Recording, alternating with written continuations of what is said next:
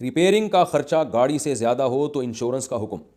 یہاں یعنی آسٹریلیا میں گاڑیوں کی انشورنس کروانا لازمی ہے، کیونکہ ایکسیڈنٹ ہونے کی صورت میں اس کو ریپیئر کروانا اتنا مہنگا ہو جاتا ہے کہ اتنے کی گاڑی نہیں ہوتی. سبحان اللہ، یعنی گاڑیاں سستی ہیں، اس کا مطلب یہ ہوا. کیا اس صورت میں انشورنس کروانا ٹھیک ہے یا نہیں؟ کامران صاحب آسٹریلیا سے پوچھتے ہیں. دیکھیں آپ کو پتہ ہے کہ انشورنس کروانا جب وہاں کا لا ہے تو پھر انشورنس تو آپ کو کروانی پڑے گی، لہٰذا آپ گنہگار نہیں ہوں گے ایسی مجبوری کی وجہ سے انشورنس کروا کے، کیونکہ گورنمنٹ کا لا ہے.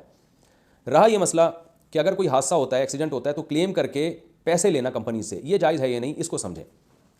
اگر آپ کو کوئی حادثہ ہو جائے، اللہ نہ کرے کوئی گاڑی کو نقصان ہو جائے، تو کلیم کر کے آپ پیسے لے سکتے ہیں یا نئی گاڑی لے سکتے ہیں. مگر پھر اگر آپ نے نئی گاڑی لی ہے تو آپ نے دیکھنا ہے کہ اس گاڑی کی قیمت کتنی ہے، کتنی قسطیں آپ جمع کروا چکے ہیں انشورنس میں، اور کتنی آگے جمع کرائیں گے.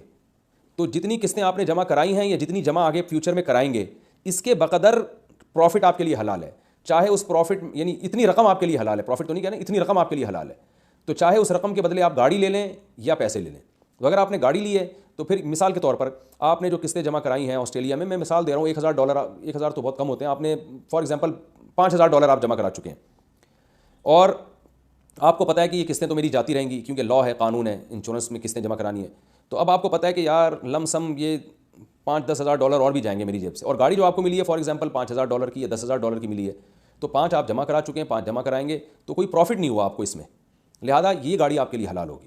اور اگر گاڑی کی قیمت زیادہ ہے، قسطیں کم جمع کرائی ہیں اور آگے بھی کم جمع کرانی ہے، تو پھر جو زیادہ قیمت ہے نا وہ اضافی پروفٹ ہے آپ کا جو حرام ہے، کیونکہ انشورنس میں اپنی رقم جو قسطوں کی صورت میں جمع کرا چکے ہیں وہ بھی لینا جائز ہے، یا جو آگے جمع کروائیں گے وہ بھی ایڈوانس میں لینا جائز ہے. لیکن پروفٹ جائز نہیں ہے کہ جتنی قسطیں جمع کرائیں اس سے اضافہ آپ لے لیں، وہ پروفٹ آپ کو پھر صدقہ کرنا پڑے گا. تو آپ کلیم کر کے گاڑی لیں اور یہ دیکھیں کہ لم سم مجھے اس گاڑی میں بچت کتنی ہو رہی ہے، پروفٹ کتنا ہو رہا ہے. تو جتنی رقم کا پروفٹ ہو رہا ہے اتنی رقم آپ ثواب کی نیت کے بغیر حرام سے جان چھڑانے کے لیے غریبوں پہ صدقہ کر دیں، تو پھر وہ گاڑی آپ کے لیے انشاءاللہ حلال ہو جائے گی.